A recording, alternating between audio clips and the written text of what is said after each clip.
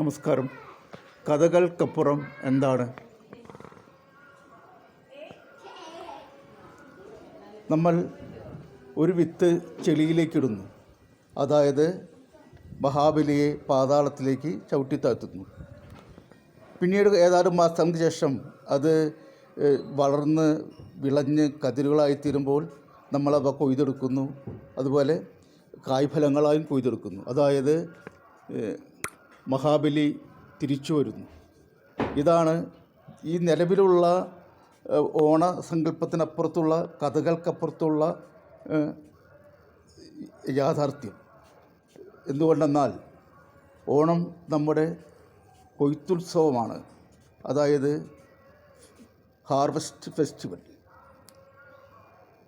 ഈ കേൾക്കുന്ന കഥകൾക്കപ്പുറം, അല്ലെങ്കിൽ അതിൻ്റെ പുറകിൽ ഇങ്ങനെ ഒരു ശാസ്ത്രീയ വശം കൂടി ഉണ്ടെന്ന് പറയുന്നു എന്ന് മാത്രം. നമസ്കാരം.